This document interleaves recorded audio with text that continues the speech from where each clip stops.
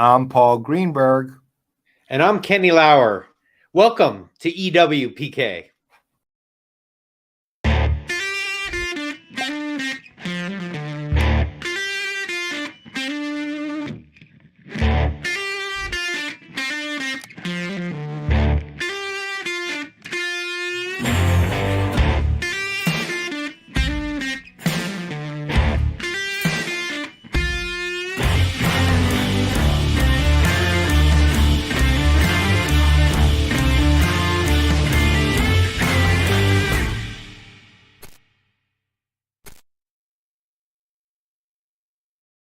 Well, that was always a totally bracing intro, right? Though Natalie, who you might have gotten acquainted with as the band leader of Jane Blonde and the Goldfingers in the pilot episode we did a couple of months ago, can't be here today. But that's primarily because she is out there working hard and we're putting together the creating. Yeah, that's right. She was being a creator. Mm-hmm. Part of the creator economy. Yes. So she was putting together with her and Jane Blonde and the Goldfingers, which is the Elements.cloud, a Salesforce partner band, this insane, wonderful mashup of Stayin' Alive and The Wall. Look, I'd love to be able to explain it to you, but this is one you literally have to hear and see to believe. So let's just go straight to it. And this is Jane Blonde in the Goldfingers in the mashup of Stayin' Alive and The Wall.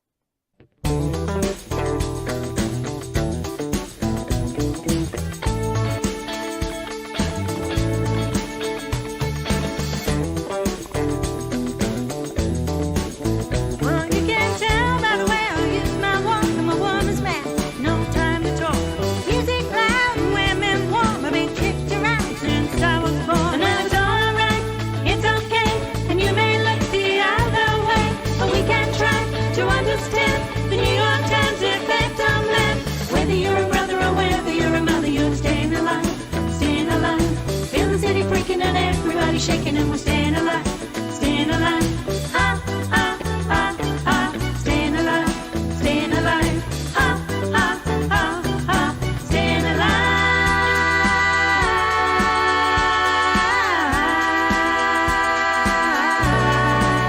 Oh,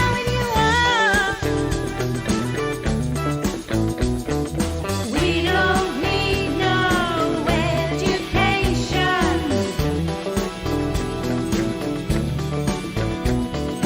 We don't need no thought control.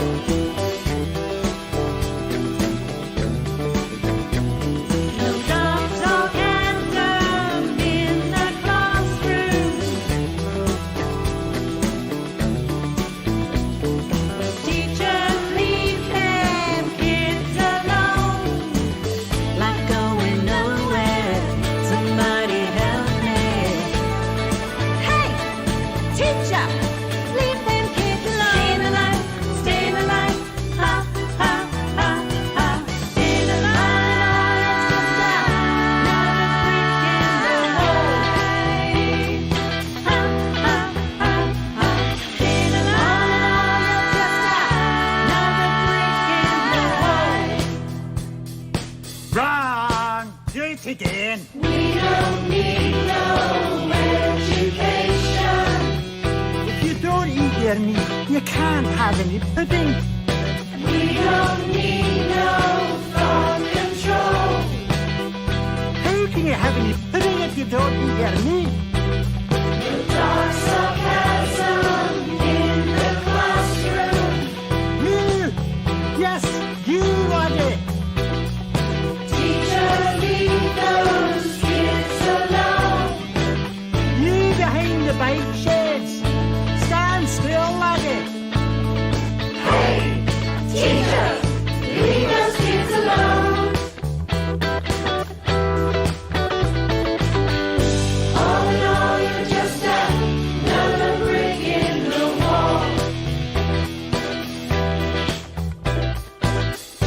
All in all, you're just another brick in the wall. When I reckon no one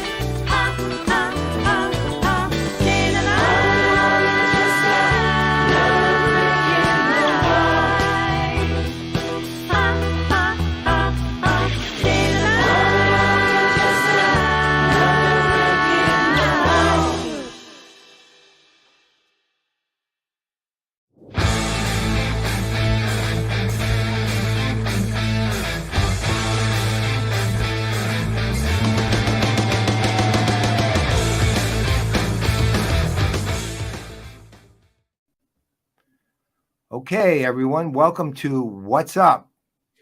This is always the first segment of the show where Kenny and I get to talk about stuff, and actually, starting from this episode, and this is a monumental reveal here, we are going to be drinking an alcoholic beverage of our choice and telling you all about it. So, Kenny, what you drinking? We're going to be drinking throughout the show. I'm super excited about what I'm drinking. So I'm drinking a whiskey called Blackened, and this I especially like because of some of our guests toward the later episodes in the entertainment space. This is actually Metallica's whiskey, Paul. Whoa. They teamed up. It's actually quite fascinating. Just real quickly, but this Metallica's. This is the name of, I think, one of their albums or one of their songs. This happens to be a signed bottle by Dave Pickerel, who is the chief distiller for this. You can see I'm almost done with this. I can get more. He's actually a famous distiller. He is. And his father, I think, was like this Hall of Fame type. Yeah, his father was really famous. He actually, sadly, passed away at a whiskey festival in San Francisco right when they had launched this. But they found another distiller. But I met him, and he did a phenomenal job. But the beauty about this is that, let me just read. It says, "Born in cask, forged by sound." And you see these sound waves here? Yeah. They created a more sophisticated distilling process by using sound waves coming from their music attached to the cask. Yeah, and from a marketing perspective, they marketed the whiskey with the sound, playlist of the songs that were used to enhance and potentially speed up. I happen to be working with a company called Meyer Sound who helped them do this, but the whiskey itself, phenomenal. So that's what I'm going to be drinking. I'm just like imagining the tasting notes for something like that. It would be like taste something like has caramel notes, a little bit A minor, a little bit C major, right? I mean, new form of tasting notes. In the interest of odd experiments and fascinating ones, I am drinking this. Now, this is Jefferson Ocean, which has become almost a brand unto itself. And this in particular is a single barrel. It's called the Wheated, what's the number? Voyage 29.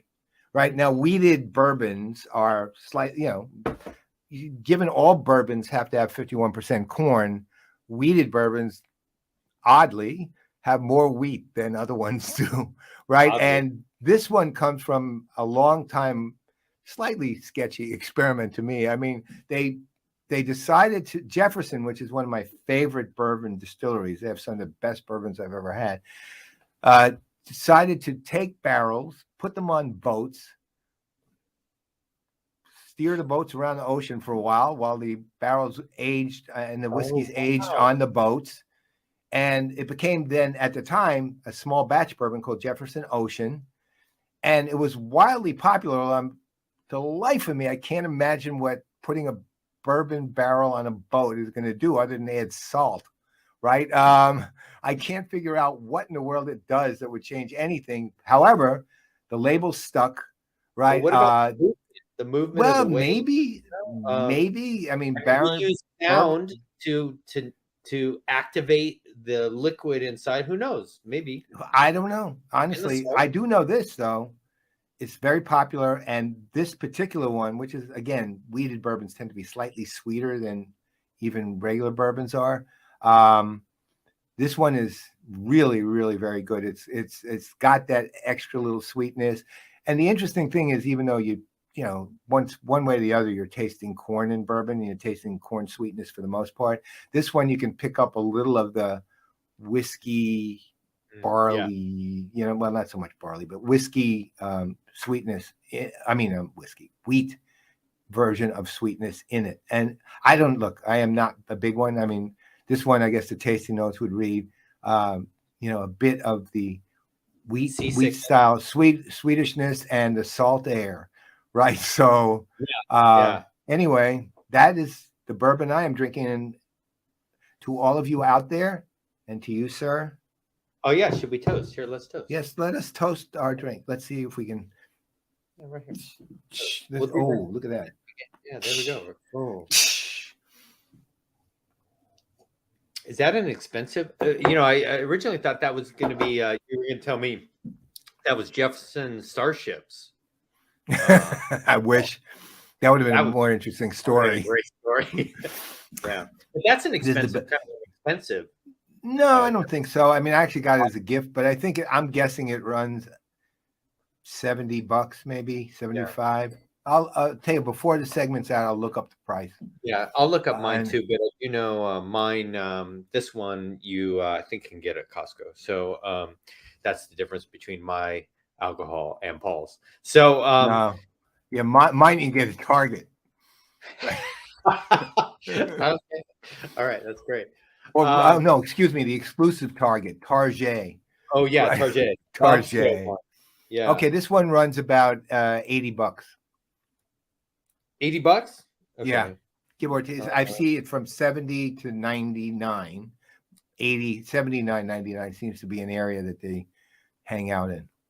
I will look and see, but I think mine is no more than that for sure.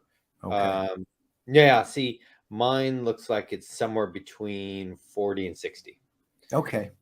So really Very- manageable. Yeah, and really wonderful. Just the way it coats your tongue and the way it feels is just really incredible. Plus, if you like Metallica, Yeah, I do.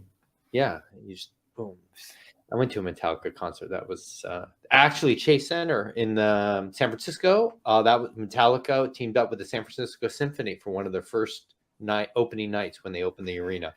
I usually see them at Salesforce Analyst Summits. Yeah. I actually did see them Right, show of up. course. I saw them at an analyst summit right before COVID. They came in and they played for just the analysts in the room in the beginning of the summit. Did they really? Yeah. Wow, you private. Doesn't one of the Metallica guys lives next to Mark in Hawaii or something? Yeah, they're right? like best buds. Yeah, They're really yeah. they're good friends yeah. and Salesforce users. I actually got to meet and Salesforce users. Mhm. Good. I actually met them. I was doing some work with a phenomenal sound company called Meyer Sound in Berkeley, and Metallica tours with all their sound equipment. So they have a very close relationship. They're just right up here in the Bay Area. Their headquarters are up in like San Ramon, and it's incredible. In fact, it was funny because I would go into their headquarters, and you have these images of what would the headquarters of Metallica look like? Like you just imagine, certainly coming from an experience point of view, you're like, this is going to be unbelievable. Like you're going to be walking through history and whatever. And it doesn't really look like that at all. It just looks like a headquarters where, there's a couple items on the wall. I felt that same way when I went to Marvel headquarters. You would think Really? you'd have Marvel characters flying off. You imagine, right? And it really is not like that at all. So, Yeah, in a much more B2B-ish fashion, when Brent and I were at Salesforce's Dreamforce, we got a private tour of Salesforce Plus, which is literally the media company that they created inside of Salesforce to broadcast all over the world. In fact, these guys have grown so fast. In 1 year, they were nominated for a couple of Emmys, and Really? they just launched a show jointly with CNBC last. It was I don't remember what Saturday it was, but a Saturday or two ago. They just launched a show jointly with CNBC called The Shift. I mean, so you'd think, whoa, incredible studio, hundreds of people walking around. So we walked into the studio. There's one floor, which is a huge, big room with lots of green screens. It was completely empty other than equipment kind of sitting around and very advanced equipment. But the actual studio, we're doing 90% of broadcasting, is not, let's put it this way. the back part of the studio is not a whole lot bigger than my studio right here. And then they have a studio with kind of this big rotating LED screen wall and some desks in front of it, and that's it. But I will tell you, the equipment's relatively old, but the magic those guys are producing out of here is like amazing. But I was envisioning this big, modern, bustling thing, and there were probably in the building 7 people or 8 people at the studio at that time, and they were just shutting down another show. But you should see what they do with what they have is miracle work. So, it's like, I guess that is something, where like you have these images of things that don't turn out to be what you thought, but it's still super cool. Incredible. Yeah. I mean, I guess I'm always like the Disneyland. Like, I love this lore about a Disneyland that Walt Disney, even when the park was closed, he wouldn't allow a modern truck go into Frontierland because he wanted to keep that, that experiential realm, relevant and alive to even the employees. That you build up like what it's like, and then you walk in and you're like this. But they do amazing things. So Salesforce Plus, kind of like a Disney Plus, like all the different pluses out there. They're producing. Not exactly. I mean, it started in July of last year, of 2021, and at the time, it was the content. The idea of the content was the Salesforce ecosystem content, and it's still a sort of that.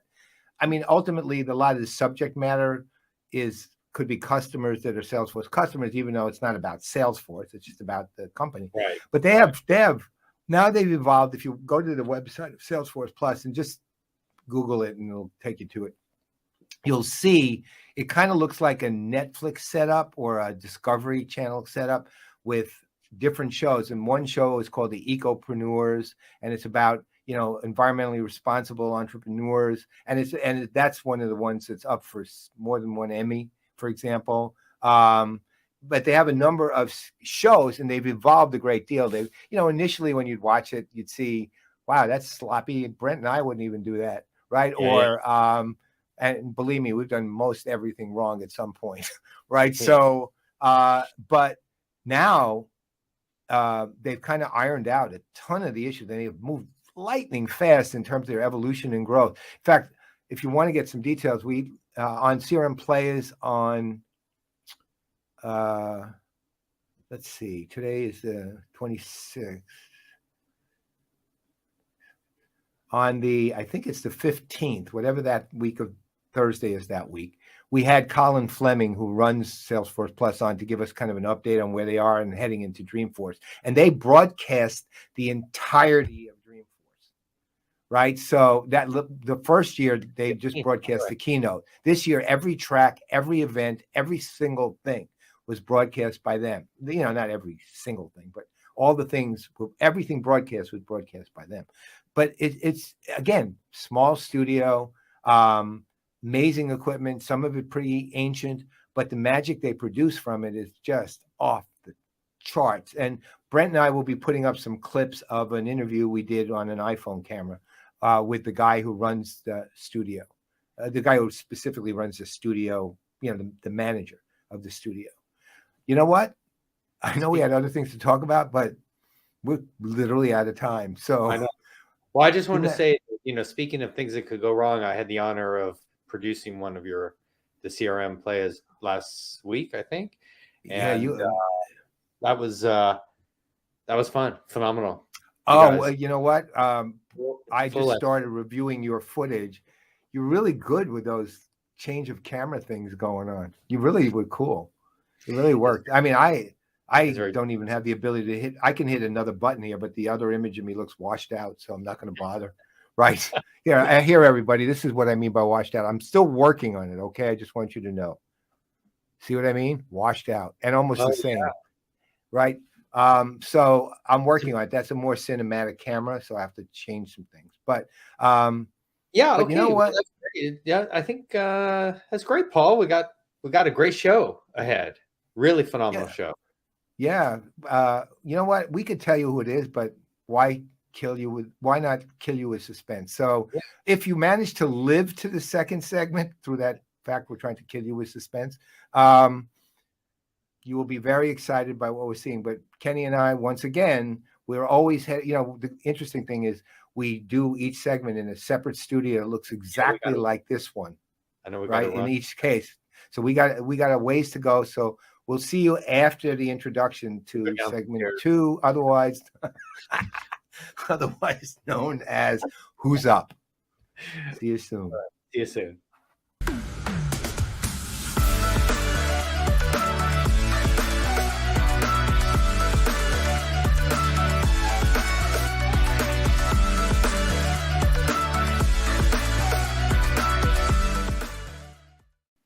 Hey everyone, welcome to Who's Up. This is where Kenny and I actually get a chance to talk with business leaders. They could be young, they could be old, they can be from enterprises, they can be from small companies, they can be in the B2B world, they could be in the B2C world. It doesn't matter. The good news is we actually get to talk to them. Now, today we have a unique segment because what we're going to do is talk to one B2B business leader from a relatively young but really important and growing company on the B2B side, and one B2C business leader. Well, I'll just say likewise when it comes to what I just said about B2B. Yeah. So without a whole lot of further ado, let's get down to the B2B business leader. And this man happens to be a friend of mine. This is Krishna Raja, who is the founder and CEO of Supportlogic. And I have to tell you, he's not only the founder and CEO, but he's a hell of a nice guy. He's a dynamic business leader. And you know what? He's got a T-shirt that we definitely need to talk about. So welcome, Krishna. How you doing, man? Doing very well, Paul. I'm well. How about you guys? It's doing great. Thank you for coming on. So actually, where are you before we go any further here? I'm in my office. But where is your office now? Our office is in Santana Row. I don't know if you know Santana Row in San Jose. No, actually, I don't, because I don't. Silicon I've only Valley, been to yes. San Jose 3 times. Yeah, it's like I call Santana Row the Las Vegas Strip of Silicon Valley. I'm not sure that's good these days when it comes to what people say about Silicon Valley, so you got to be careful. So listen, I obviously have known you guys for a little while now, and I have been fascinated by Supportlogic and what you do. And why don't you tell people a little bit about it, and I'll jump in because I have some specific things that I think are just amazing. So, and then we'll get into the origin story. You want me to talk about Supportlogic a little bit? Yeah, just a little bit. Yeah. So Supportlogic is a company that I founded in 2016, 6 years ago. And the company basically is focused on transforming how people are managing support experience. And today, if you look at market, people are focused on customer experience, people are focused on employee experience. There is a big gap in between, which we call as support experience. Support experience is today's world is your brand experience for many companies. And the only tool that we have today for managing support experience is to send surveys. and that's it. That's about it. There is really nothing that exists that allows you to proactively manage support experience. So that's the space we are in. So we built a platform that allows any company of any size to manage and deliver great support experience to their customers.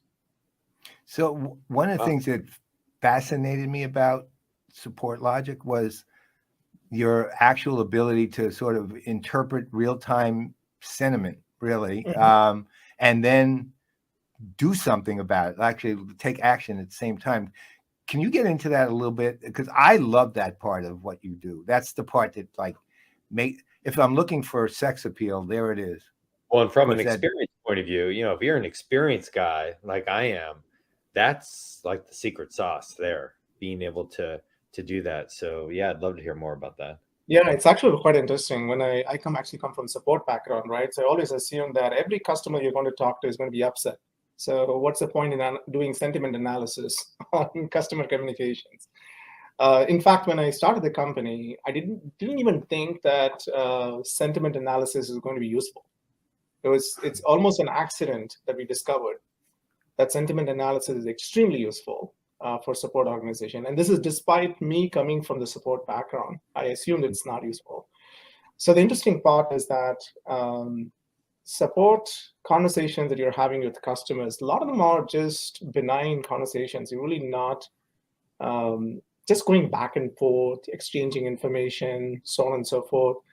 And sentiments sometimes are very subtle in customers' language. And sometimes it's not. Sometimes you see profanity and all that.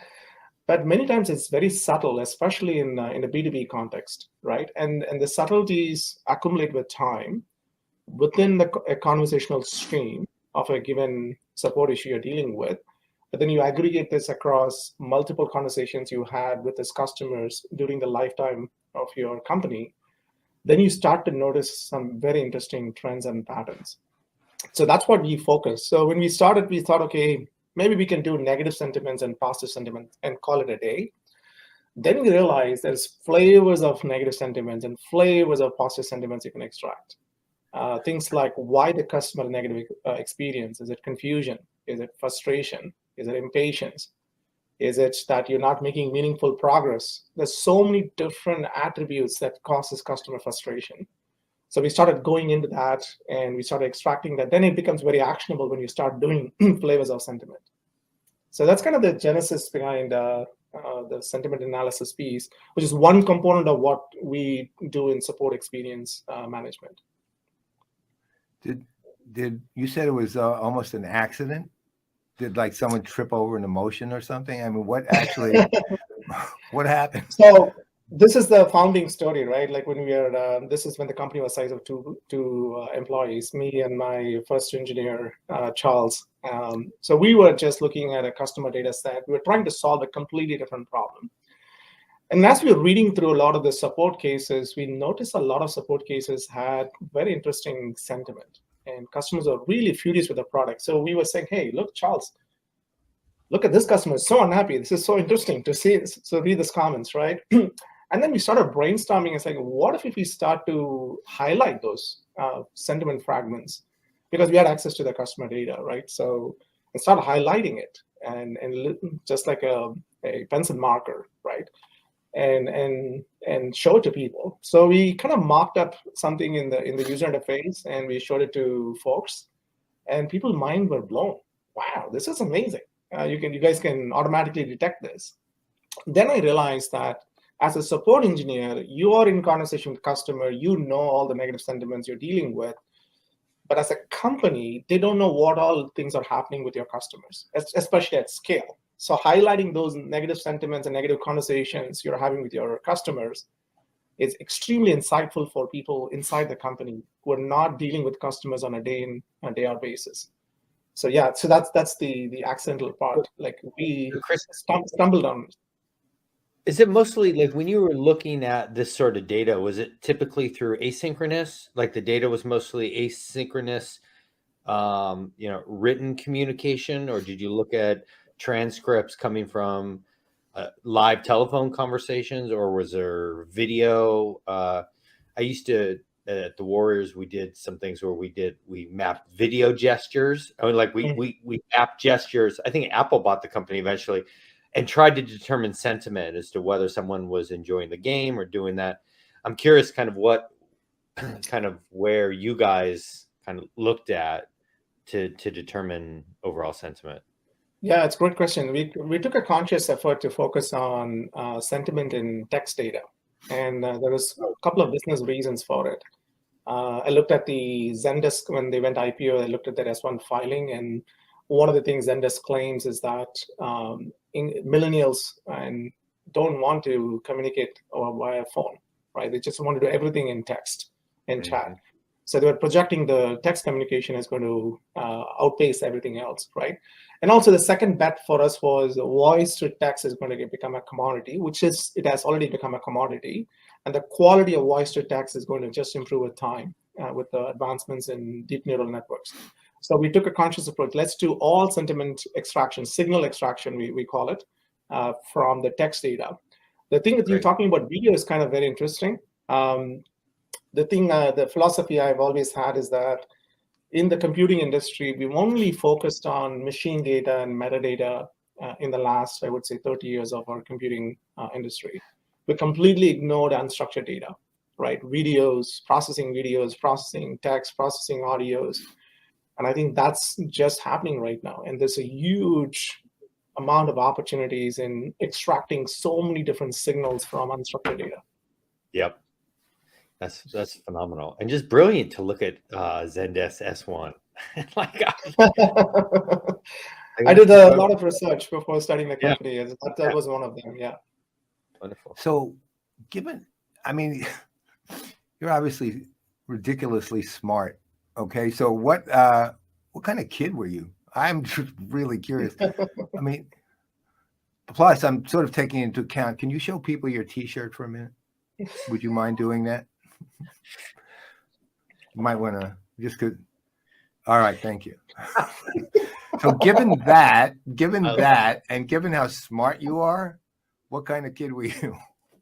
Definitely a troublesome kid. My mom used to tell me that when they used to have parents-teacher meeting, every teacher would complain about me. Not because I was like the troublesome kid and didn't do homework, anything like that, because I was asking very difficult questions. And the parents, my teachers told my parents that he's asking too many questions and too many difficult questions and disrupts the flow of the class. We can't answer them. We can't answer. So that's so I always had a curious mind since my childhood. What would be a difficult question for a kid to ask? I mean, right now, you ask me a question about anything you're doing, it would be difficult for me to answer it, right? Because you know it, I love it, I can see its applications, I can see its uses, but you ask me anything going on behind the scenes, I don't have a clue, right? That said, when you're 10 years old, that's not the questions you're going to be asking, right? The kind of questions that would throw me. So what would you be asking a teacher that the teacher felt was too difficult for them to answer? Oh my God. Let me give you two examples. So one was, this was not my teacher, this was my mom. My mom used to, this is like, I was a really small kid, like I'm probably 4 years old or 3 years old. My mom would carry me and would show me the moon on the terrace, and she would feed me rice, right? So it's the food I used to eat when I was young. And I would ask her, Mom, why moon is round and not square? And actually, it's fascinating. Like it took me a while for me, like as I grown up, I understood why every object in the space is spherical, why everything is spherical, and the gravity and all that. The concepts came to me much later, but the curiosity was there. Similarly, the other question I asked during my biology class, and I was very fascinated in biology, was not at all into computers, actually, when I was growing up.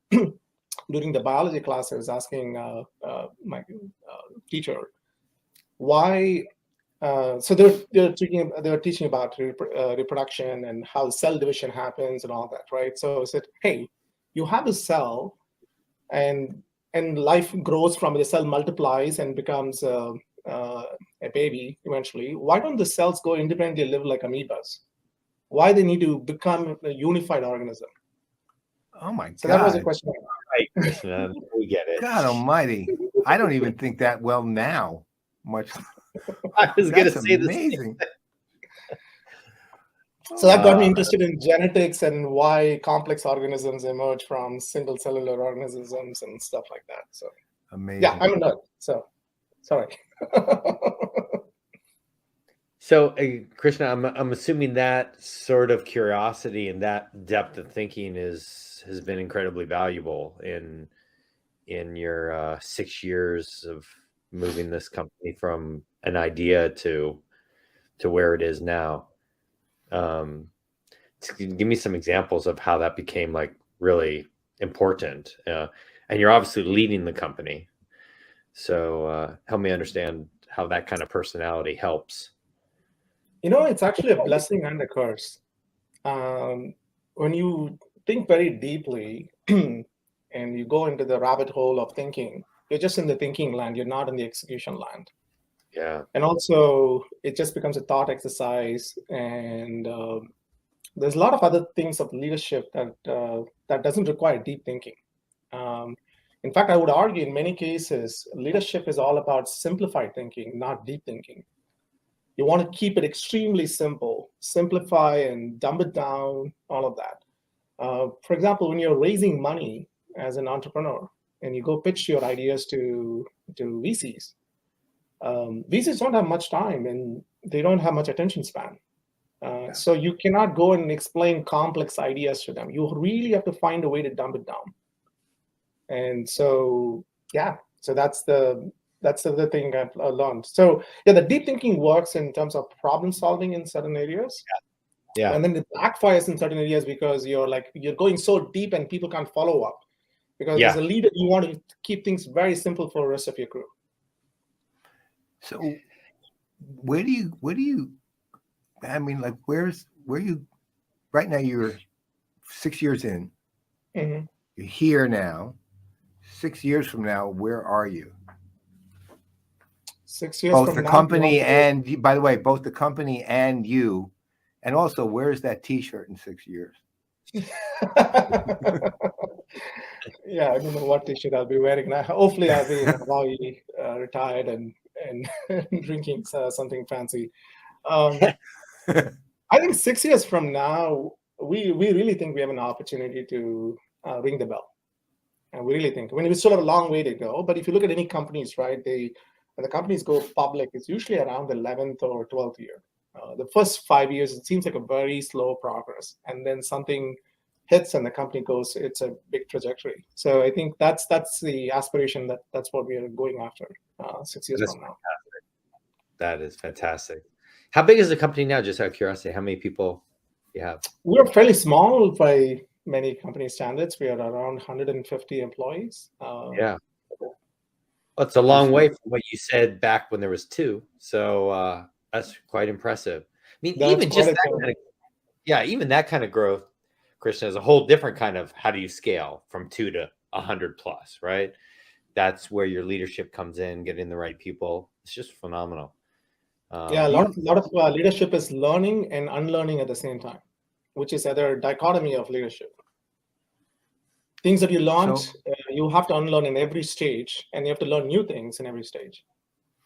Do you ever find it hard to give up something that you really don't want to give up, but what you've just learned kind of says, well, to get anywhere, you kind of have to? Do you find that difficult? I don't think it was difficult. I think this is the balancing act of that the phrase always I use is tender love and care, TLC.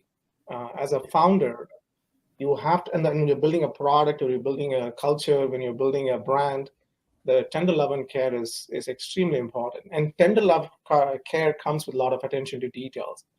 So, and then you have to figure out when to give too much attention to detail in certain aspects and when to pull back in certain areas, right? The whole thing about entrepreneurship and leadership, for me, it's all about dichotomy. There's so many dichotomies, and I can just go on and on about all the different dichotomies you have to deal with. All right. So one last thing. Okay. So I'm not going to ask you about your football rooting interest. Brent and I already got you on that one, on the players, the one time we were on. All right. So now this is you. Okay. What if do you have, I guess the best way to put this, do you have a one favorite hobby or something you just like doing in the off hours? And by the way, you could tell me it's anything from, drinking yourself silly to playing tennis. It doesn't really matter, whatever it is. What is it? The one now, even if you have 3 or 4, the one true love hobby. What is it? Oh, good I'm not question. sure if it's true love hobby. Hobby Yeah. sometimes are seasonal. They change. So last few years, my hobby has been into audiophile equipments. So I'm into headphones, very expensive headphones, amplifiers, and DACs, and so on and so forth. Yeah, let me show you something if I can. This is one of the headphones I have. Holy God. Those are like $4,000. These are $4,000. You're right. Yeah, I know them. You know your audiophile gear. Yeah. No, I Yeah, know. I'm into that. So What is it about that, Krishna? I'm just curious. What is it about that? So in any audiophile stuff, right, it's all about there's always a bottleneck in your system that doesn't allow you to listen the audio to its maximum potential. Whether it's the way the power supply works, where the amplification works, how the digital signals are converted into analog signals, and how the speaker works on your headphones, so much stuff. And there's all this engineering components and the performance bottlenecks that you have in your chain. It's very, very fascinating for me to understand and do it, because I find that to be applicable to real life too, in many things in real life. Even when you're running a company, there are performance bottlenecks in many, many places. You're systematically going and removing performance bottlenecks one layer at a time. So that's the part. And also the other silly part is, hey, we're all getting old. I don't know how good my hearing is going to be. I can literally attest to that. So I'll tell you what, there's a part of PPN network. There's shortly in the late fall, we're going to start a gear pop-up show, like a pop-up show on gear. So be prepared to come on to talk headphones. Oh yeah. Oh, love to talk about it. Oh yeah, maybe I always man. I fantasize if after an exit I will start a YouTube channel and start reviewing all these gears. Oh, listen, well, we can give you your start. Yeah. All right. Well, thanks a million, Krishna. I know I'll be seeing you soon, and I know Kenny will too. So you're as I told you from the day I met, you're an awesome human being, and Supportlogic is going somewhere. We really appreciate it. You're a great guy. Wonderful. So great to see you, Krishna. Thanks, Take care, my friend. Thank you. Yeah. Bye-bye. All right. That's he's such I love that guy. I just do. Incredible guy, and so humble. Like, what he's doing will change the experience of support. There's no question. And still pretty much rocking the best t-shirt I've seen so far this year, I think. Yeah, let's keep track of who rocks the best t-shirt. That's pretty good. I mean, I can't say, look, it was a little corny, because it is, but that whole expression and the real expression is super terrible. But the t-shirt was pretty awesome. And I'll tell you, I put my, so to speak, okay, I'm not a financial advisor here. I put my money on Supportlogic, right? What they're doing is pretty remarkable. That sentiment analysis piece. That's incredible. It's incredible. And watch it. If you get a chance, go and look at the demo for those of you at supportlogic.com. Go and look at the demo and watch the actual sentiment analysis going on in real time. The way it's actually reflected, you'll actually literally see, based on the simpler side of sentiment analysis, you'll see the colors of the text changing according to the interpretation of the sentiment, and then the actions being taken by the customer service rep or whoever. It's really pretty cool. I mean, that is cool. Like, Paul, I remember there were years at the Warriors where we wanted to see, we would do big things on the Jumbotron, like sponsors, and we do cameras to capture, hundreds of fans in sections and map their real-time face to try to get sentiment analysis from their facial gestures. And it was pretty powerful, because the ability to be, and then of course what Krishna's doing is the ability to actually get data from the sentiment analysis and then to take action on it, right?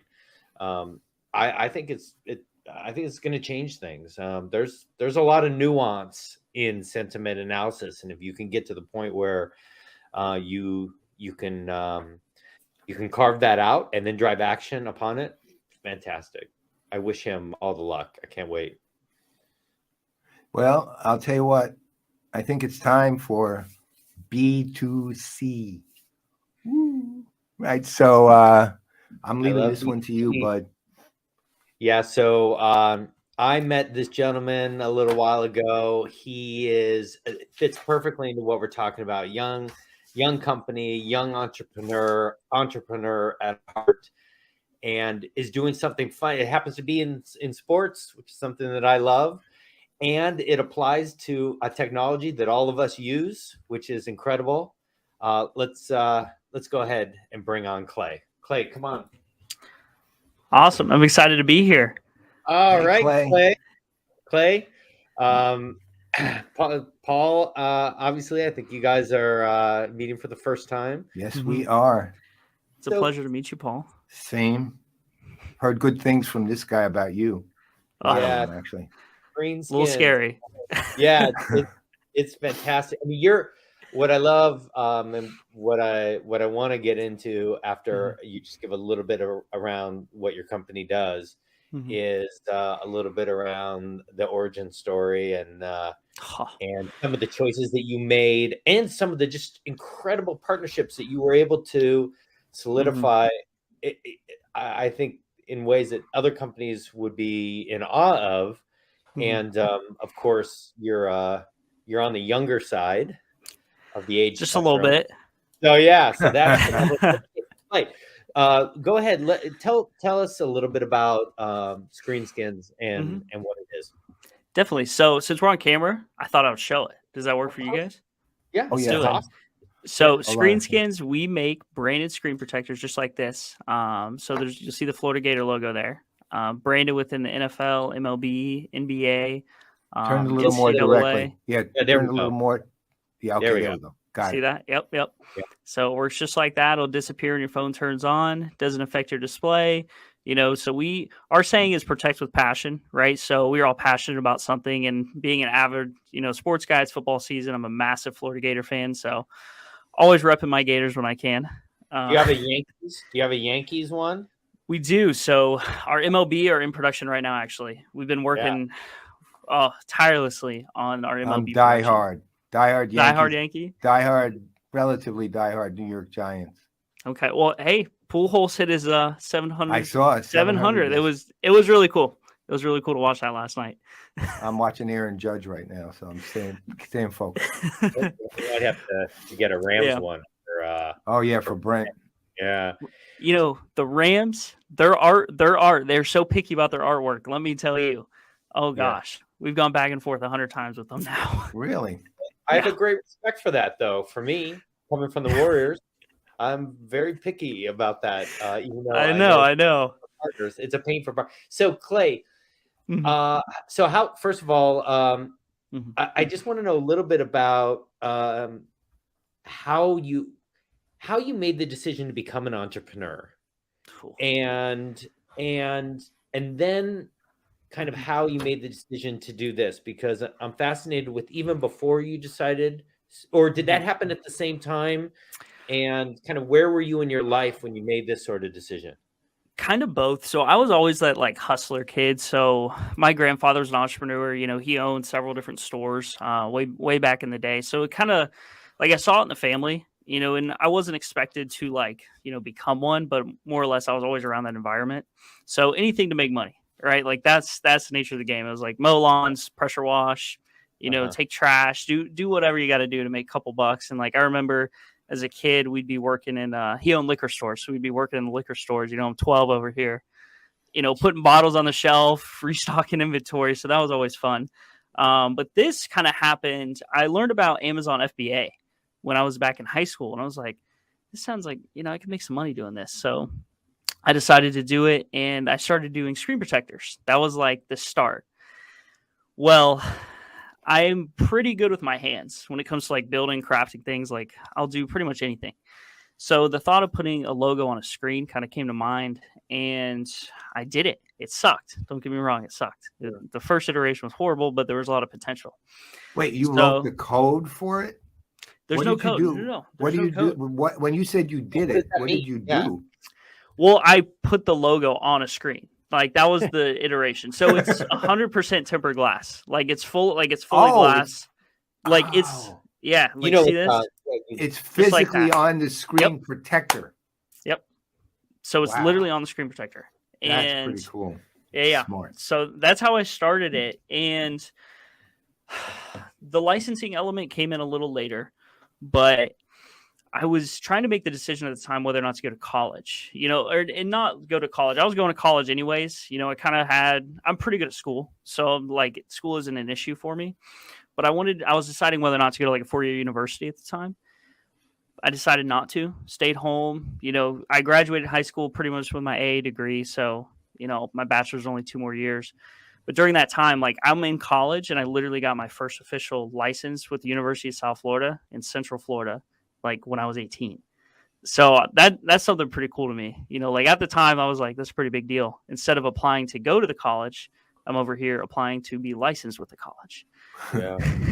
That's fascinating. So they just And you didn't have to take the SATs either, right? So yeah, right.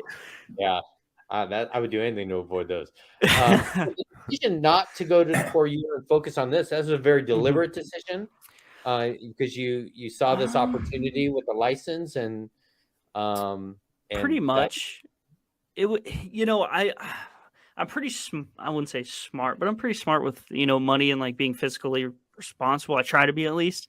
And then going to a 4-year university, I was like, if I'm going to pay like $80,000 just to get my bachelor's degree, like I'll pass.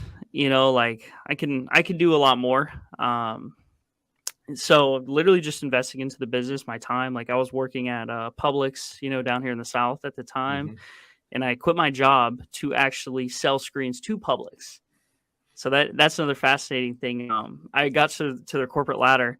And I was like, yeah, like I want to sell you guys, Publix screens. They're like, oh, well, since you work for the company, it's a conflict of interest. I was like, oh, here's my 2 weeks, like I'll see y'all in a month. God, wow. Yeah. How old are you, Clay? I'm 23 now. Just turned 23. You literally could be my great grandson. Paul. Paul, what's amazing, and this is what really. So this is all amazing, but share some of the partnerships that you have. Cool. And coming from sports, these are not insignificant. And I'd love to understand a little bit more of how you were able to make this happen. So my business really took a turn. This is crazy. We can go long story, but I'll try and make it really, really short. So I drove 8 hours to a podcast event in Nashville, Tennessee. Okay, so I drove all the way from Florida, Nashville, Tennessee, to go meet a guy. And the guy's name is Maurice Claret. And I don't know if y'all are familiar, but he's an Ohio State running back way back in the day. Oh, my God. Yeah. Really cool guy. Yeah, you remember? Yeah. Yeah. Yeah, he's got a 30 for 30 if you want to watch that. But I met him. We connected really, really well. He came down, spoke to our dad's football team down here in Florida.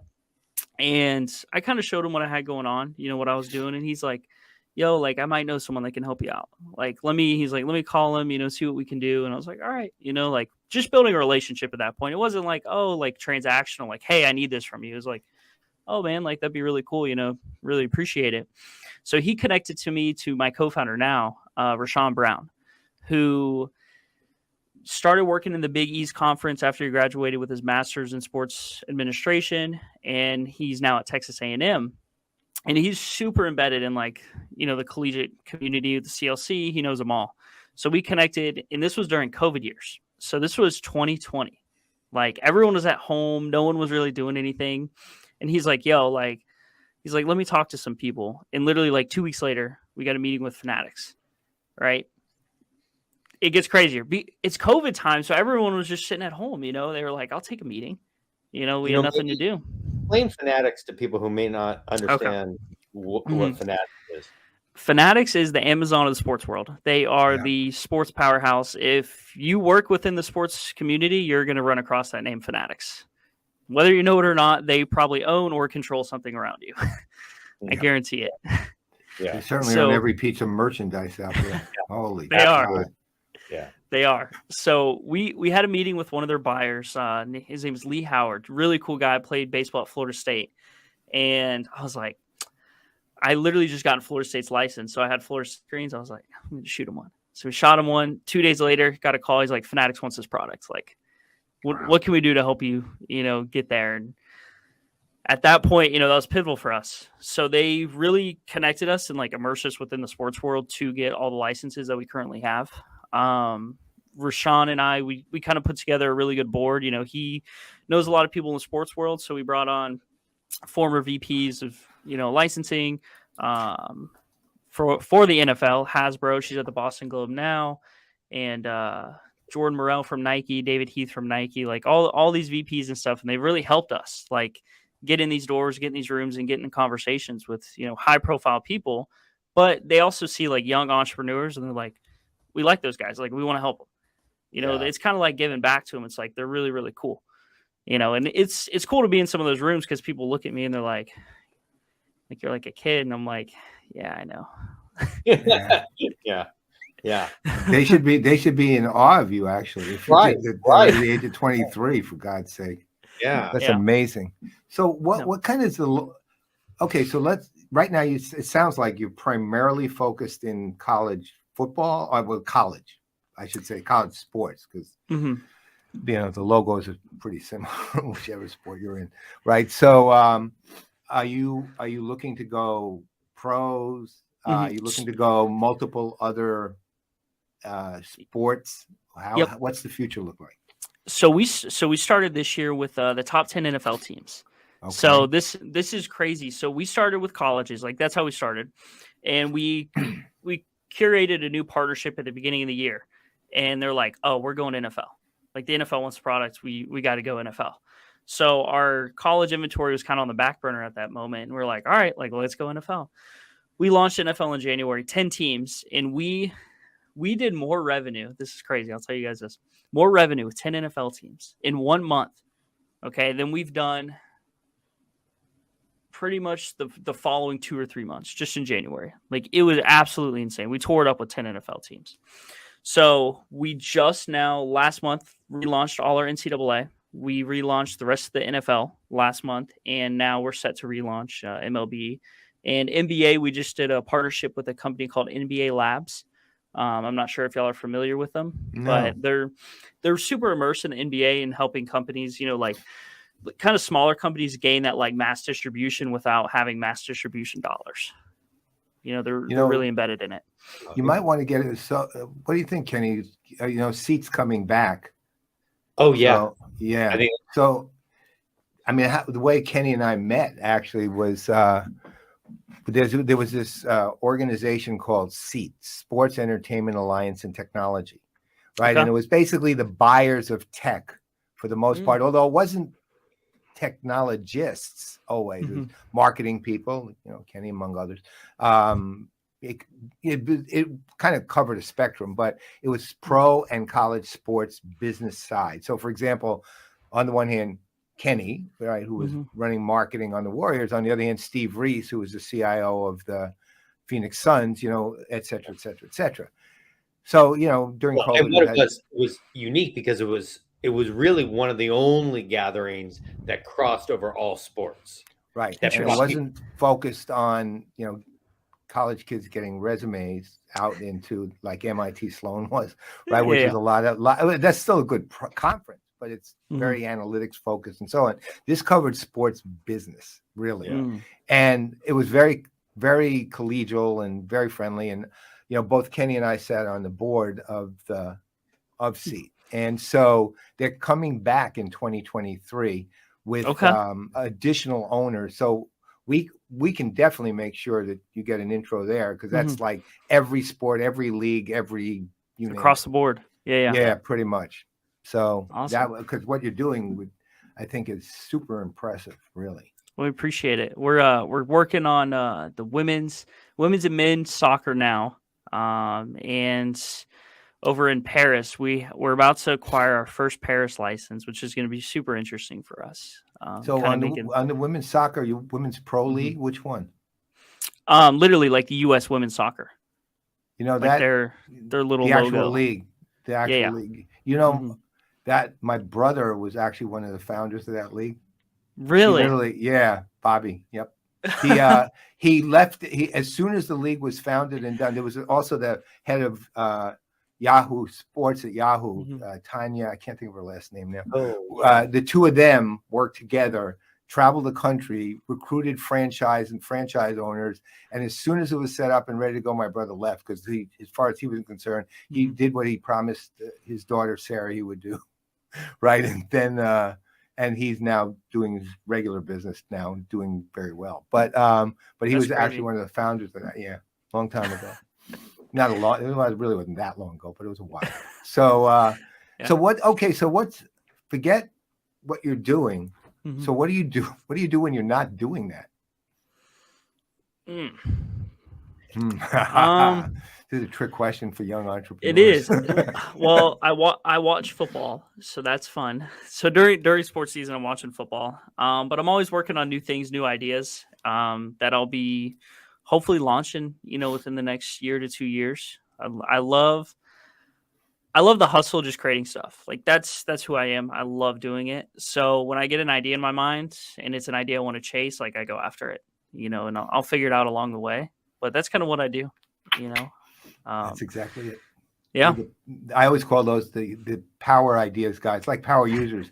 You go in, you probably don't really know quite enough about what you're doing, but you're willing to you're willing to let it crash, right? You're okay with it crashing, and then you can fix it from there.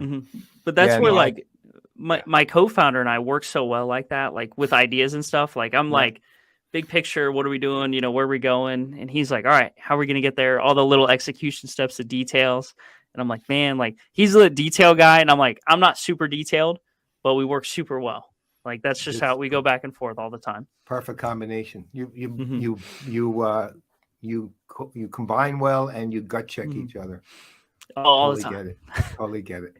And I mean, the one thing that continues to just demonstrate itself in the success of companies, and I think it depends.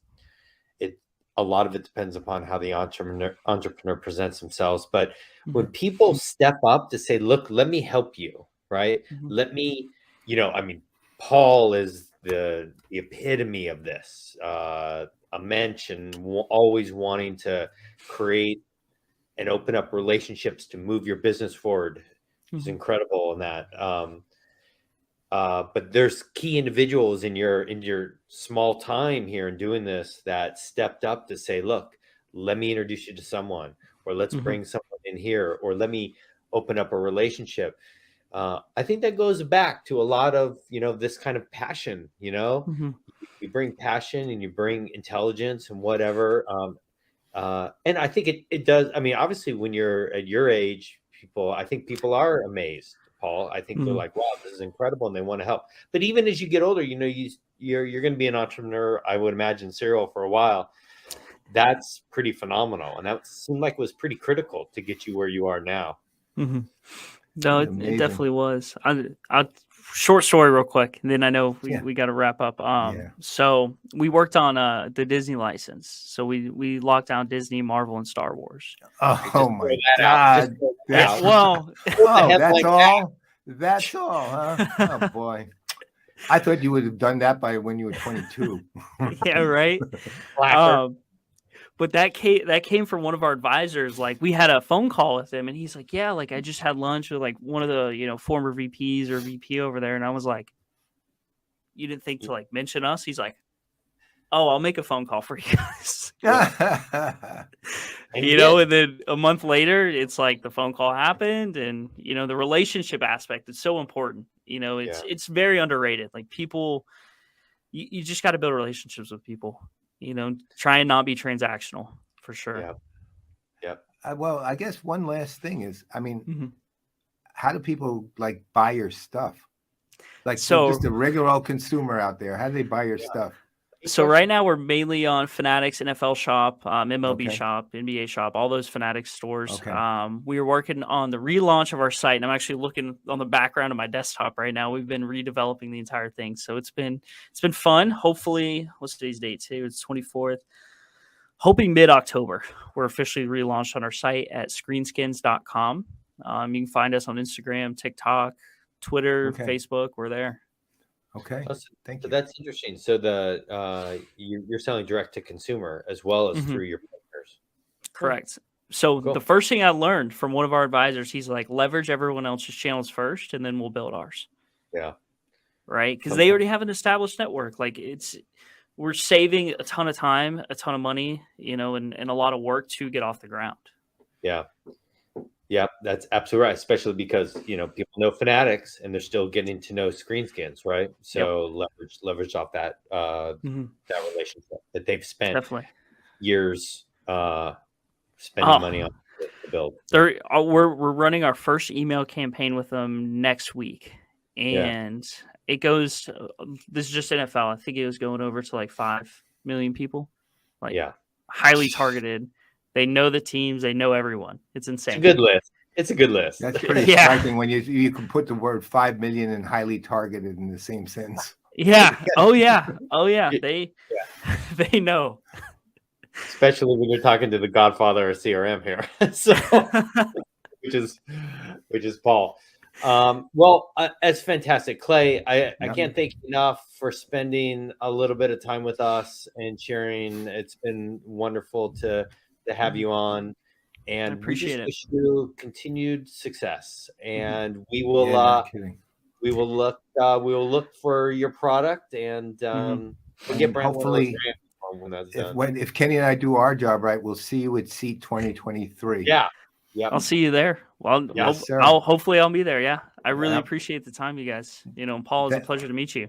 Same. You're doing amazing work, man. You really are. Thank you. Well, we Thank you, sir. Y'all take care. Take care. Have a good week. Take care. Bye-bye. Wow. 23. I know. I was literally thinking at one point, I was doing math in my head. You triple my age, you triple his age, and I'm still 3 years older than that. Why would you do that calculation? Only because I don't remember having accomplished that much at 23.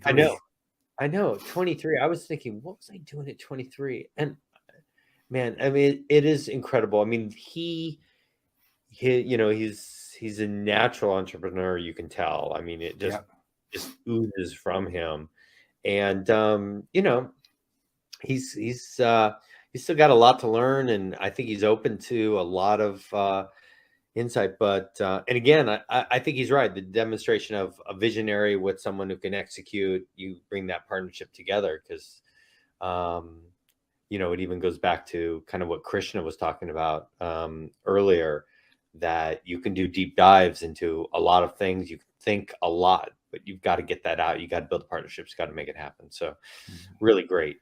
Yep. Well, you know what? I think it's time for us to head on over to Studio B, which weirdly looks exactly like Studio A here.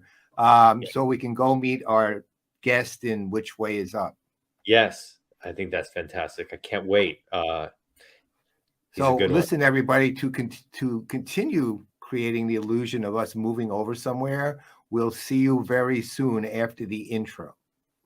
All right. I'm going to go walk over there right now. Me too. Okay.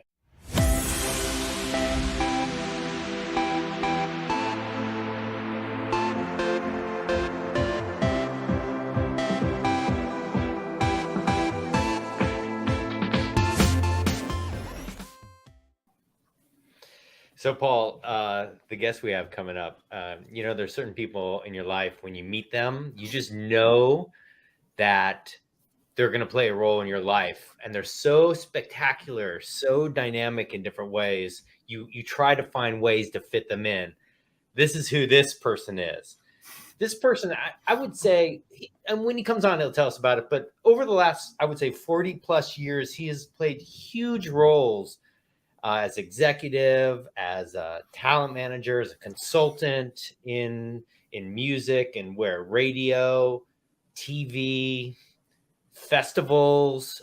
He's doing some amazing stuff with Native American casinos right now.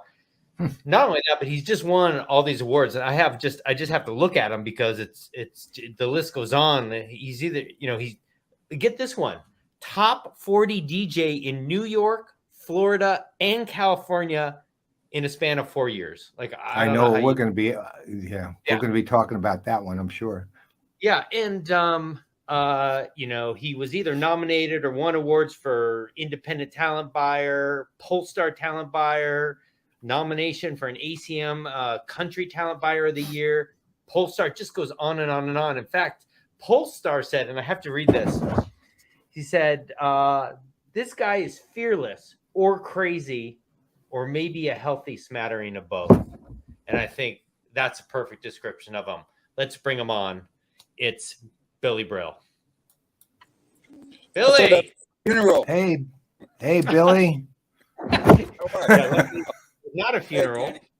He was so nice. My family thinks of me as a walking wallet, so any compliments I get is terrific. Well, we're really thrilled to have you on. I know things are crazy right now, which is kind of some of the stuff that we want to talk about.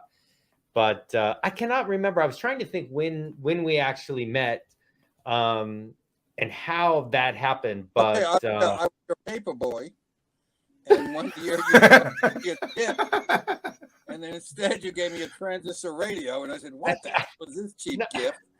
And I said, "Someday I'll get back to you." And then you went to work for the Warriors. That's all I can tell you. I remember I was trying to tell you to please get the newspaper onto the front porch. That's exactly for what those people out there. A newspaper is something that you used to read before these things. Okay, before this. Yeah. Now now they throw this on my lawn in the morning. You might want to, Billy. You might want to also mention what a transistor radio is too. There we go. Oh my God, you have one. Holy Of course I do. cow! What? Who makes that one? Is that one work? I got Does that this work? on Amazon. I don't know who makes it, but it's I love it. Was that one of your Columbia music record gifts when you bought 8 for 1 the other cent? day, because I was talking about a transistor radio. I used to love to listen to the radio, and the kid said, "What is that?" So I bought them, and I said, "Look, this thing even has a crank on it, so you can crank it up, so you never lose the battery." You're always prepared. Wow. I mean, in LA, you never know, right? Oh, and then I just got this. I just got this too. Have you seen the new Razor by Apple? No, the new Razor. You get to shave with it. It's fantastic. It's not on the market yet, but this is going to be good. And this thing, the shaving cream comes out of, and you just do like this, and you're done. Wow. And you show your family. You stream it out. It's fantastic. Does it track how far you this got is the called hair? a staple gun for those kids who want to remember that. Man, you're a thinker. As seen He's a on museum TV. curator. It's a museum curator, man. Okay, Billy. Yeah, Paul has a question. He's dying. I cannot fathom how you pull this one off, to be honest. You win top 40 DJ in California, New York, and what was the other one? Florida? Was it? Florida.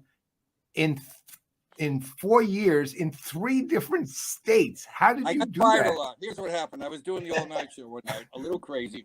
75 degrees on the Billy Brill Show coming up next. And I said something wrong. And the GM, the program director, comments, "You're gonna be straight. You can't do anything weird." I was mad. I knew I was leaving the radio station anyway. It's about 1 o'clock in the morning, but I knew this guy was listening. I said, "Okay, everybody," and I knew this guy was. I'm gonna jack him crazy. The word for tonight is finger.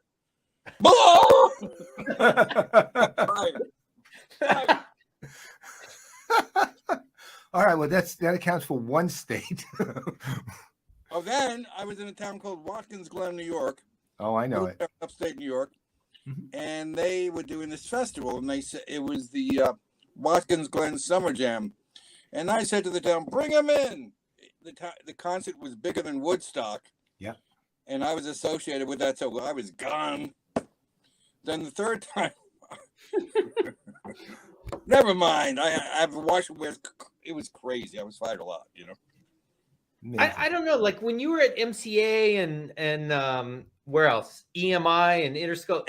I was with Jimmy Iovine at Interscope. Hi, I'm Jimmy.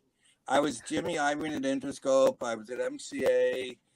I was at EMI, which I blew up a few companies. I was gonna say I can't imagine like the example you just How do you gave, think they felt?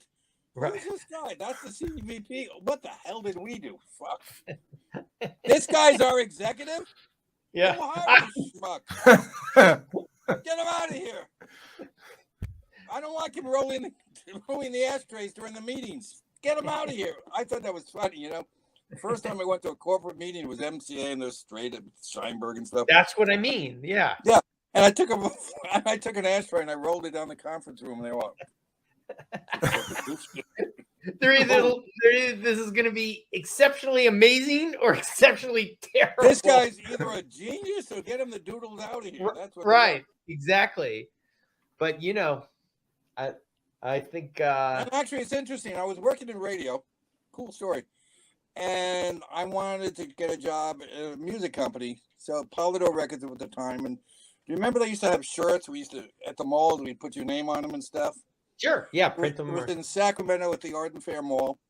So I did a t-shirt that said MGM Records needs Billy Brill. And at the time, that was a big deal. So I sent it to my boss, Arnie Geller, and they get the job. So they fly me to New York, and I said, this is cool. I'm going to New York, and they fly me to New York, and I don't have a dime in my name. I'm staying with a Walmart credit card around the corner in a junky place. And then they say, all right, man, we're going to give you, you're going to go out with some artists. And I'm going, oh, this is fantastic. They send me to Boston with Donnie and Marie. I'm going, I'm done. I can't stand it. But they were nice kids. They were very, very nice. So that's how I started my record career. Wow. Like one time there was this disc jockey in Memphis named Rick Dees. Oh. Rick Dees. Yeah. Wow. And he had this record. Rick It was Dees. the #1 record called Disco Duck. Mm-hmm. You remember it? Yeah. Yeah, of course. Sure. You couldn't name it if I gave you $100. Ah, Come on. Rick Dees. Yeah, so Oh, couldn't Oh, sing it. yeah. we did the midnight special, and Dees at the time was a disc jockey, and and the guy that did the duck voice worked for 7-Eleven. So he wanted to fly the 7-Eleven guy to do the quack, quack, quack. So, it's a job. So the producer of Midnight Special, Bert Sugarman, said, Yeah. for every duck, there's a quack. And that was the end of Ricky's singing career. But it was great. I mean, it was a #1 record. Yeah. And I took it to the urban station, K-Day. And I walked in and they said, what do you got? I said, I got this record called Disco Duck. No one ever heard a record with a guy singing quack, quack, quack, you know, a quacking record. So they all put, it was the first pop record to ever go on urban radio because it was so crazy, Disco Duck. So, and then that year there was another guy, nutty guy named C.W. McCall. He decides to do a record called Convoy. He does. Yeah. Do you remember the record Convoy? Oh, yeah. We got a break Oh, big convoy. Oh, yeah. Totally remember it. I take him to the awards and he loses to William Nelson. He says, I'm done. I'm out of the business. I'm saying, what the hell is this guy going to do? He's like 35. I don't hear from him for about 10, 15 years. He moves to Omaha, Nebraska. And I said, what are you doing? Once in a while, he says, I'm putting together this like instrumental group that's going to be big during the holidays. Yeah, sure. Right? He put together a band called Mannheim Steamroller. Really? Oh, E.W. No way. McCall is a guy named Chips, and it's Mannheim Steamroller. So I think that's one of the greatest show Holy business cow. comebacks ever. Now wow. that's 15 new. years and then coming And back. that tours all the That- time.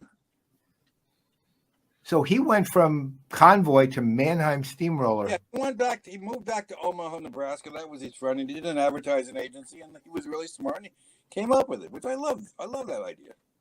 That's amazing. Yeah. It's not Go ahead, easy to Paul. do now, I would assume. It's a lot harder to put that I've together. seen.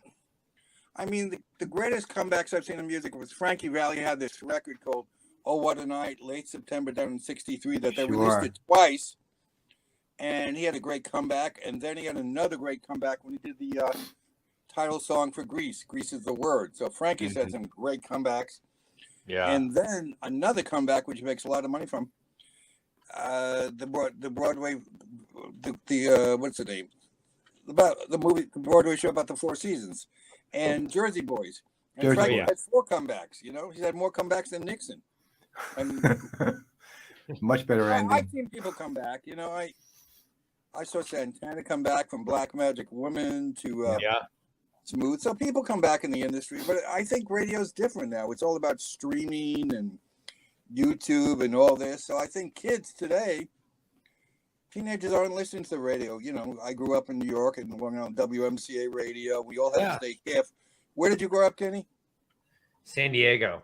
All right, Sandy, you had KCBQ was the big top 40. KCBQ was our station, yeah. Yeah, and Paul, where did you grow up?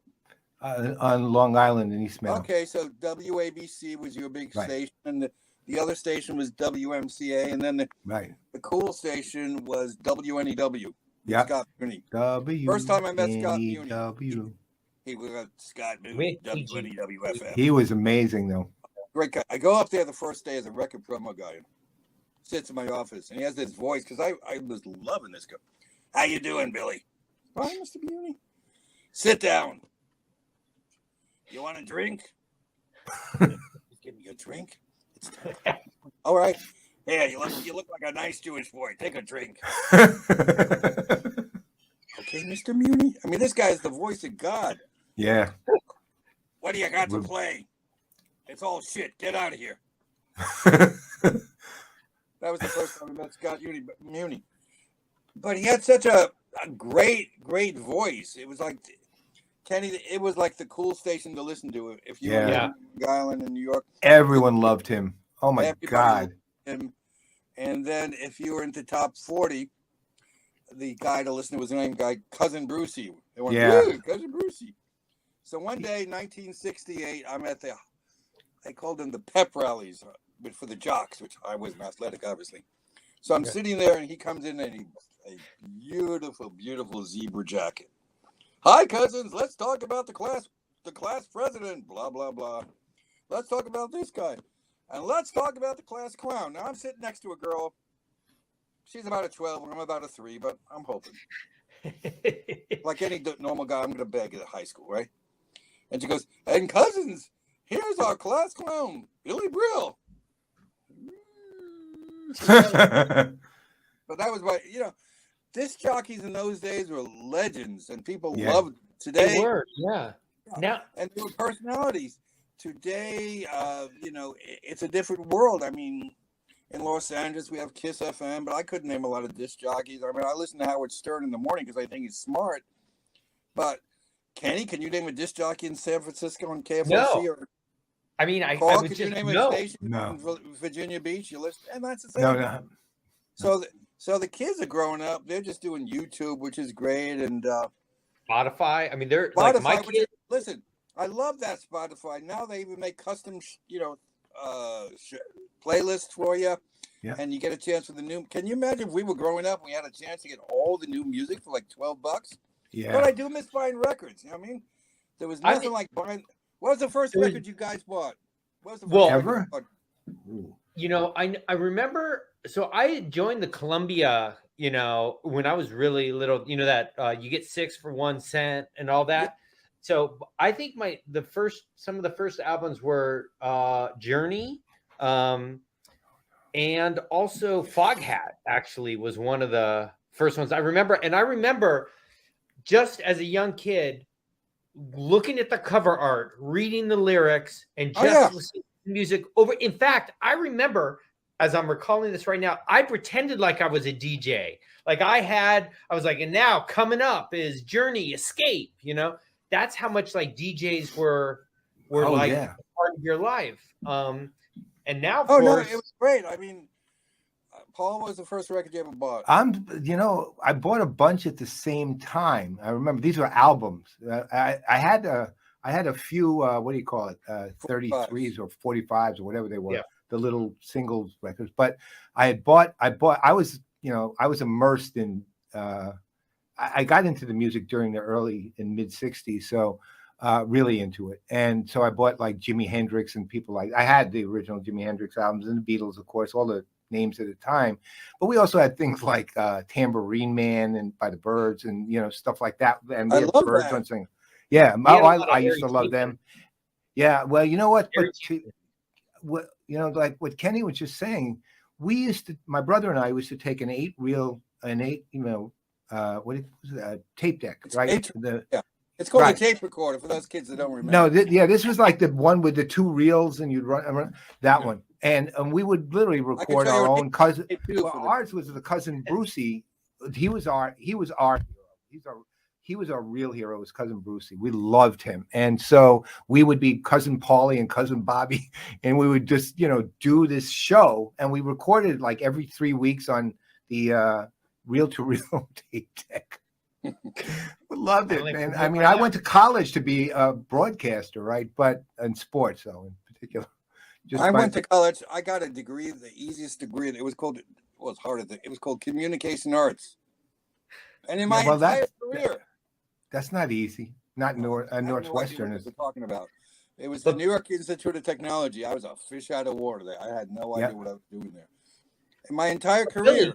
Your entire career seems like you step into places where you're a fish out of water and you swim. Like, what about this story about how you got your first job and that you were or I think it was your first job where you became DJ, but then you were responsible for an event, right? All sorts of stuff. I mean, remember I was out of work from the record business. And I was in Dupar's, which was a great little restaurant in the valley. Perfect, delicious pies.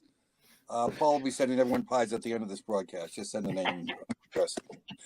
And I saw this lady, and I said, "What do you do?" She says, "I'm a producer for PPN magazine," and I lied. I said, "I've been on TV. I can do a show." She said, "Sure. What do you want to do?" I said, "Send the camera crew." She takes me up. If I have the balls to say that. And the first show I did, I said, "I'm going to review albums in the bathtub." So they sent the crew. I swear to God, it's on YouTube. And I put bubbles, and I have 2 albums under it. And I start pulling the albums out in the tub and reviewing. And I got a job on TV for about a year and a half, just because I was at work. She said, "What do you do TV?" I said, "I'm fantastic at TV. Never doing anything except watching it." What album did you review from the bathtub, by the way? Do you remember? I think I did Kim Carnes and Jefferson Starship, Wow. Kim Carnes' name just came up yesterday for something. I don't remember what, though. Betty Davis Eyes. Yeah. Oh, I know what it was. I was literally you. I was watching you. That's what it was. Yeah. The other first job I had was I was working in college. I had a great job. I was working as a store announcer at TSS. The store announcer goes, "On sale, shoppers right now. The Party popcorn is normally $9.95, now it's $6.95, with quality first and savings always." So then I would get a little bored, I'd say, "Good evening, folks. How you doing? Good to be here, Billy Brill." Which, for a store announcer, I'm surprised I didn't get pounced the first night. And I got a call from a guy named Joe Franklin. Joe Franklin had a TV show. Really? That Joe Franklin? Yeah. Damn. And he says, "I heard you're very funny. Come on my TV show." Whoa. The Joe Franklin? Yeah. Okay. Be here. Here's Channel 9. New. So I go on this show, and it was me, Freddie Prinze Jr., Jimmy Walker, and 3 of us. I still don't know why. I'm a kid in college working as a store announcer. And he puts me on, and he says, "You seem like a funny guy." I'm a store announcer. But, Freddie Prinze later on went from a poor comedian. I think he went out to California to do Chico and the Man. Yeah. And Jimmy Walker was working as an engineer at WMCA Radio, and he went on to do Good Times. Yeah. Yeah. Huge. I went around schlepping as a DJ, but those guys made it big in TV. Man. So I've been very grateful to,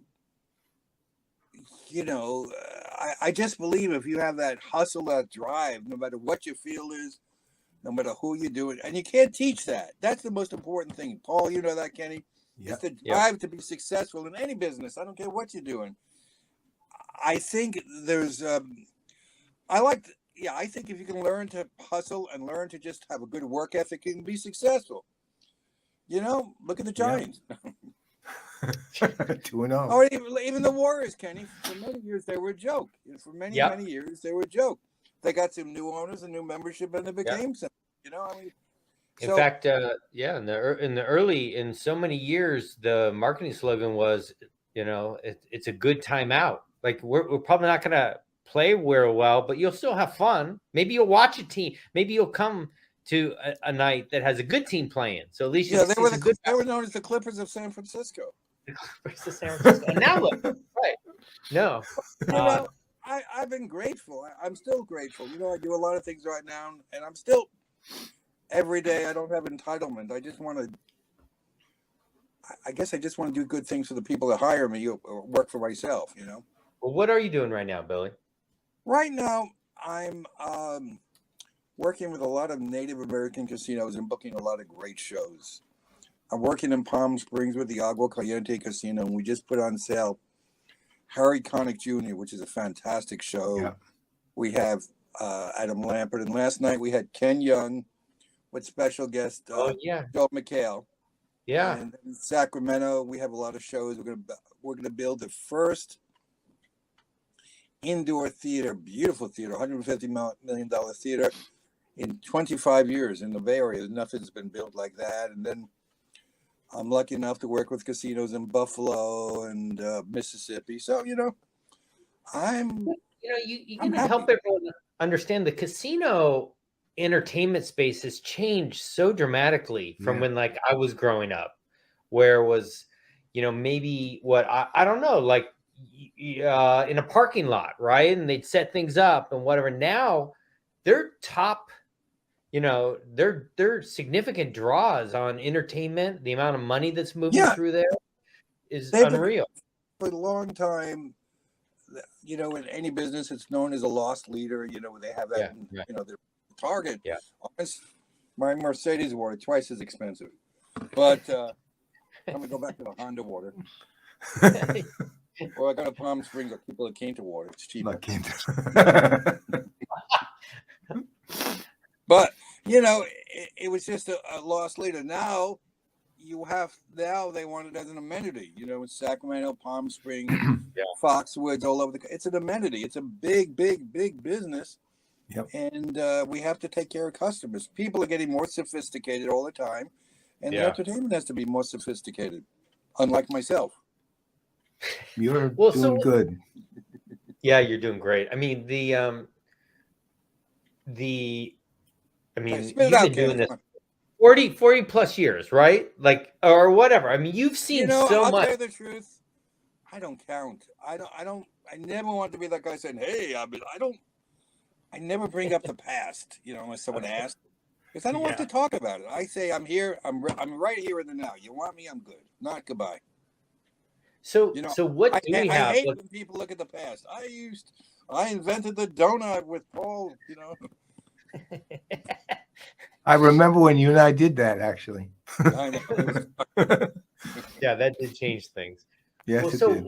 what does the future look like? I mean, if you look at live entertainment now, like, I look at it getting better and better.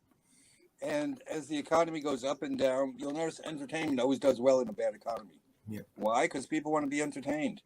People Yeah. want to have fun. yeah, Let me ask you a question sort of related to Act, that, if because you look at history, the Yeah. biggest acts.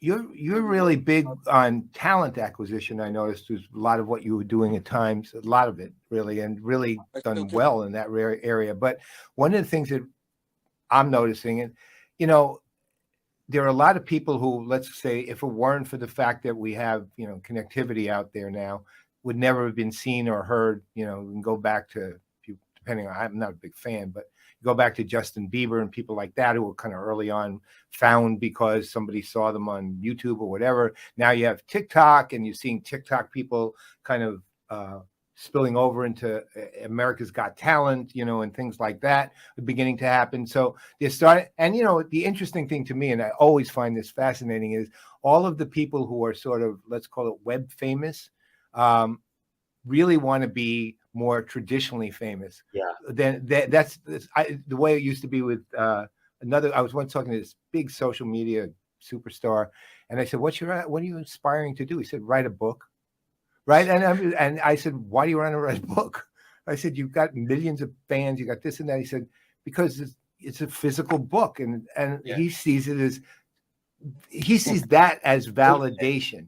Yeah. Right. Listen, So yeah, it's like people are discovered entertainment differently, but as we get older, I mean, how did you hear about Jimi Hendrix the first time, Paul?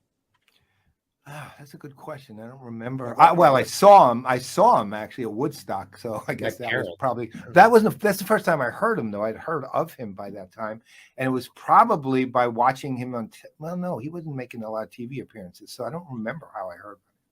I know how I saw the Beatles the first time because of Ed Sullivan and everything else, but I don't remember Jimi Hendrix.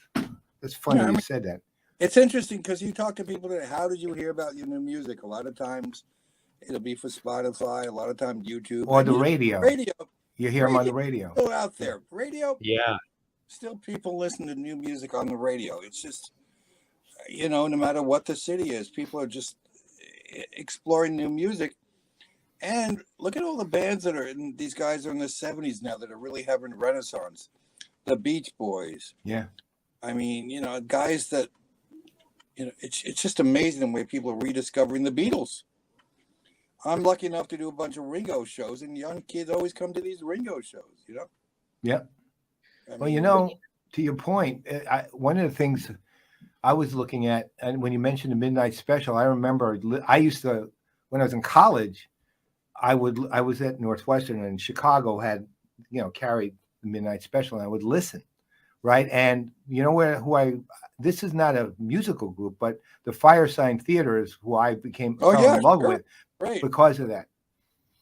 And I remember Wolfman Jack. I'd never heard of Wolfman Jack. Yeah, Wolfman Jack. Wolfman Jack. Yeah. Hey, Wolfman Jack, how you doing, my friends?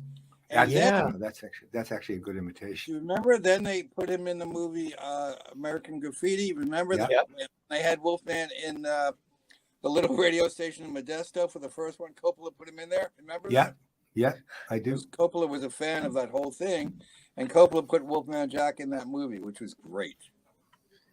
I mean, that's the thing. A lot of those people, from the Firesign Theater standpoint, I've always been of the mind that people don't even realize the impact they had on comedy going forward. It was huge, absolutely huge. Yeah, those were great. I mean, a lot of those people just came out and were just, and they just stars. made stars. Yeah.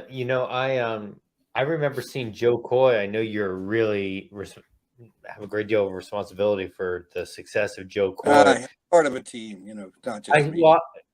As all humble people say. I remember seeing him before he was maybe he filled it was either at Cobb's in San Francisco, Cobb's Comedy, or huge. Yeah. And he was the funniest person that I had ever seen, but no one, very few people have heard of him, and I know now he's got a book out, right? And now he's okay. This is a true story. About a year and a half ago, his special was on, I guess it's Netflix, and Steven Spielberg saw the special. So Steven Spielberg calls his office and says, "Hey, I'd like to meet Joe Coy." Oh my He God! goes in there with a bunch of executives, and they all say, "Steven loves you. Steven loves you." And Joe Coy's freaking out. Steven Spielberg loves me. And by the end of the meeting, he got a movie with Steven Spielberg. Wow. Steven Spielberg took a chance. It's called Easter Sunday. It came out and left quickly. But the point is, Steven Spielberg loved his movie. And was the movie about his life, or? Yeah, it was about his family. Yeah, it's called Easter Sunday. It'll probably be on cable by the time the show's over. But I saw Elvis on the HBO, right? Oh, I didn't watch that yet. I don't know if I can do it. It was good. It is all right. He got a choice. The idea of a Filipino comedian in a mainstream. He's fantastic. And I know comedy's changing today. I love where comedy's going. I love me too. It's all good. There we go. That's Easy right. Sunday. Look at that. I wish I could with my BlackBerry, but no one can help me here. Paul, you got connections. No, I do, but unfortunately, they go here. I was a big BlackBerry fan. Billy, you know how much I was a BlackBerry fan? I didn't want to leave. I went to the AT&T Me either. store and I begged him. I said, "Please, I'll give you $100 on the side. Can I do BlackBerry?" "Oh no, we got the Samsung." I don't want a TV. I want a phone. Meanwhile, I had 3 iPads as gifts. Didn't even take them out of the drawer yet. "Well, you can work like an iPad. Come over to my house. It's in my drawer." I did not want My this- underwear works like an iPad in that case. Yeah, I mean, you know, and they're telling me this and that, and the family saying, "Oh, you got to get a new one," and then they got rid of my button.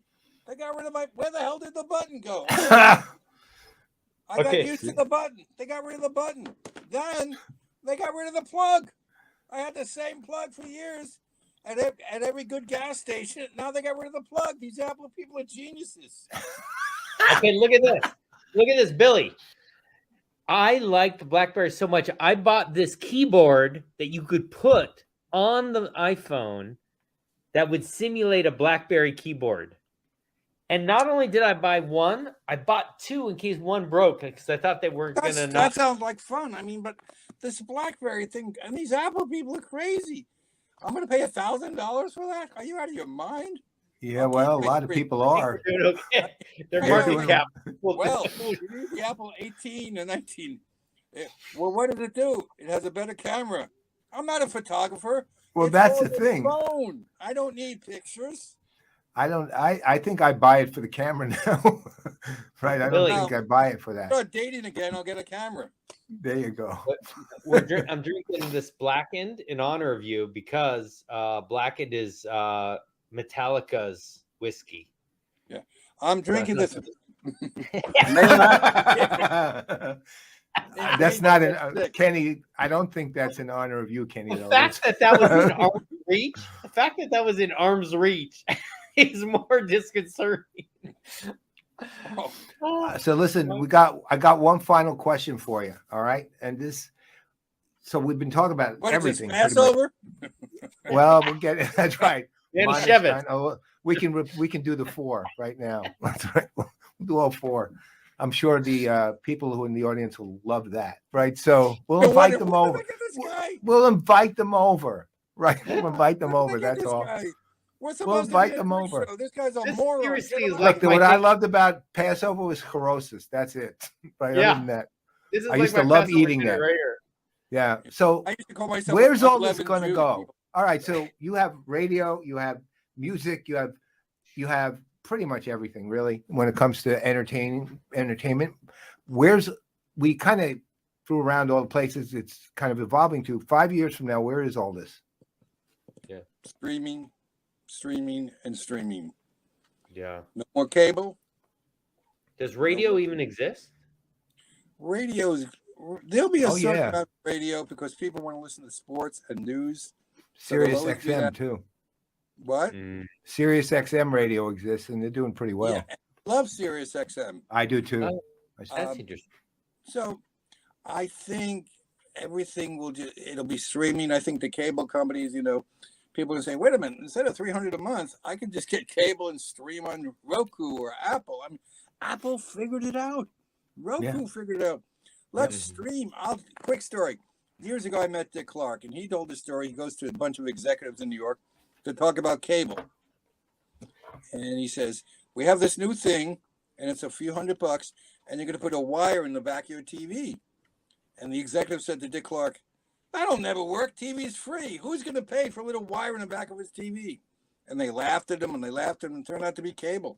So Dick Clark was ahead of everything. But listen, makes sense. You got a big antenna in your house, and TV's free. Who's going to pay for a little wire? And now they're going, I don't need that cable. All I can do is stream. Man, wait a minute. I'm not paying for a cable box for $13 a month. Wait a minute. $200 a month where I can stream and I can pick what I want. HBO, Showtime, this one. Yeah. And now they're getting news and they're free cable. There's one called Pluto that's fantastic. Yeah. Pluto has everything, and Tubi has stuff, and there's even a Roku channel. Why do I need cable? Yeah, So I think I it's going to think- go streaming. I think I totally agree with you. And the other side of it is, it goes to your other point. People are listening to radio and still even subscribe to like a direct TV or something like that, which is satellite, because it has the sports packages and they're about to go away. Right. So I last Thursday, I turned on Prime TV to see the Charger game, which was. yeah. But the point is, and I was disappointed. I'll tell you why. I remember the first time we heard FM radio was kind of cool, and the first time we did cable is good. I'm thinking, here's a football game on prime TV. It's going to be different. The coverage will be better. The announcer could say, screw it. I'm looking for something different on prime time for my coverage of football, right? That's the expectation, right? Yep. It was like any other game, but I think the first person that does sports on a creative, like, holy fuck, or have a real fan. Yeah. I think Amazon blew it in the sense that they're smart. God, I don't want you to cancel my subscription, guys, but I think Amazon, free. I think Amazon blew it by the Brill, W.A. Brill, AOL. Just in case that anybody's watching, which God knows you're not. But I think that that football broadcast should have been done in creative, I mean, and maybe done without commercials or something. Yeah. There should have been something different. That's just my opinion, Well, the most popular single innovation in football last year and running now was Manningcast, right, with Eli and Peyton. Because that thing went first week, no one even heard of it. About 800,000 people watched. When people saw it, the next week it was like 4 million. And, it just kept skyrocketing. And now you see imitators everywhere, of course, but, not working as well. But the two Mannings doing their stuff now, I mean, that's how I watch Monday Night Football. I don't watch regular Monday Night Football. I watch Eli and Peyton, I watch Eli basically going after Peyton's forehead, right? I mean, it's great, but that's my point. When they stream sports, they have to be a little more creative. They're not creative. I agree with you. And just real quickly, what about live entertainment? Like you exist in the world of live entertainment, right? That's what. Is that going to continue? Are we going to still see that grow? Are people coming back after the pandemic? Coming back big time. I know they are, right? Festivals have had amazing results.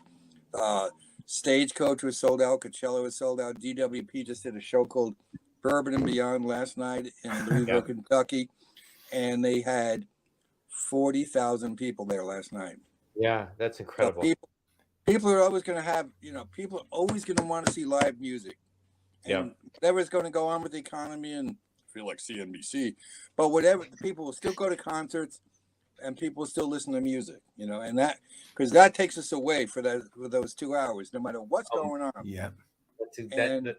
And if you'll notice, that's why Netflix was really successful, was during COVID. There are people, I didn't know what the hell Ozarks was, but that's why during COVID, cable, this is when streaming and Netflix became stars. Yeah. Because they wanted to be entertained. Now that people are going back, but they're pulling, Netflix I heard is going to start doing commercials. Well, that was, that's why, like at the Warriors games, I mean, we were good, but the concept was, when I built that experience with Peter, is just to give people an escape for 3 hours. So they do not have to get their bills. They don't have to think about life. They don't have to think about anything. And I'll tell you what, when we won, it was hard to get people out of that building, because who would want to leave, right? Yeah, I mean, you're in this wonderful womb of warmth and second families and winning. Happiness and excitement. Yep. Yeah, that's what I want with entertainment, and it's going to continue. People will always want to laugh. People will always want music. And whether you're in Virginia, San Francisco, no matter where you are in the world, live entertainment's going to happen. It's not going to stop. It's going to get bigger. And who knows where the economy's going. I don't even know where I'm going after this. But I can tell you, as long as people can laugh and listen to music, life is good. Amen, brother. Okay, we got one final question for you. All right. What is your favorite spirit of choice? Don't bring Miralax. What is your favorite alcoholic spirit of choice? It's called Brut. Brut, shaving cream. What? To his point, there is alcohol. No, I'll tell you why. Because you only smell good, and so does your breath. Okay, you know what? There's literally no answer to that. None. The amount they pull you over. Hey, you smell like Brut. Hey, take some, officer. the amount of things that you have within arm's reach on your desk is I know. fascinating. I actually Oh, realized I your have no other idea. position is museum curator. Right? You're I clearly even a have museum Lake- curator. Laker pencil cups, you name it. I got it. Lakers, though. It's all right. We'll let that roll. We'll let I'll that get- slide. Hey, Hey, Russell Westbrook's on the phone. No. you know what, Billy? Thank you very much. We've taken too much of your time already, and we're just so thrilled. No, I to bought the have watch you. on time. It's good. Okay. Would you be willing to come back for a second round at some point Yeah. in the not too distant future? How about tomorrow? I'm free. I'll be on my way to San Francisco, so no, We'll, can't do it. I do look forward to seeing you and getting a hug from you in first part of October. I know you got some amazing things happening. We're so I've got excited to some. hear. I got some. Yeah, it's pretty cool. Yeah, we can't wait to hear. So, congratulations on all your success. I thank you, Paul incredible. Greenberg. Thank you. You are Kenny. the- guys have the best day, and life is good. And if you're You listening are to an this channel, amazing keep man. watching. It's going to get better and better. Turn off NBC, CBS. Get rid of your cable. Just watch this, folks. You got it, sir. All right, You're the Billy best. Brill. Doing Love too many you. You're wrestling awesome. moves. And if you listen to me, no. All right, you All right, take care, Billy. Billy. It's Take wonderful care. to have you. Okay, bye All bye. right. So he was amazing. He was absolutely amazing. I You love that feel guy. his energy, like you feel his Yeah. energy just come through you. I mean, his what he has experienced in this life and what he's created, and literally because he's been working with promoters, the other lives that he has and experiences that he has created through his passion and energy. It's just incredible. It's really, really spectacular, and you can tell he's a heart-centered person. Yeah. You know, I look. a lot of I this, never met him. all this stuff, but he's a Never good met guy. him till today, but I'm not joking. I totally fell in love with him. Yeah. Right? The guy's absolutely astonishing to me, and just a great person. Period. A really great person, and we just heard a subset, like your thing about having him back. I think is a Oh, good yeah. idea.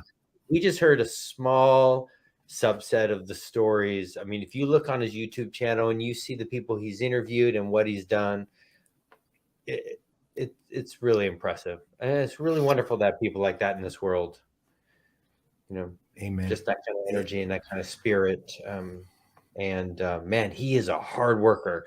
You know, he makes these jokes, but boy, I don't think there's a harder working person in entertainment. He is helping people. He's creating opportunities, and he's teamed up with Danny Wimmer Productions right now. They bought his Billy's company, and Danny Wimmer is the one doing the bourbon. All the some of the biggest festivals in the world, and they're lucky to have him.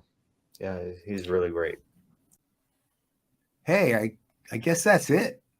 Yeah, I think so. It went so quickly. It's such a wonderful time. I mean, I think we should thank our guests, huh, Paul? Like Krishna Raja, who's the incredible CEO and founder of Supportlogic.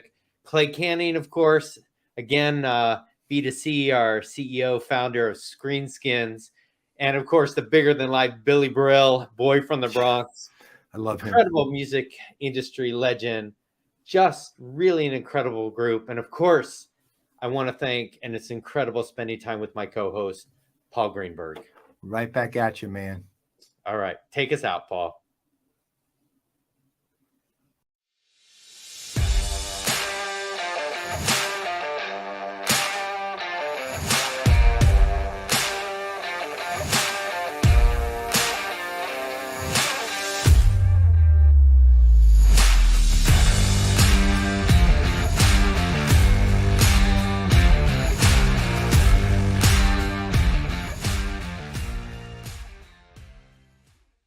Engaged with Paul and Kenny, a PPN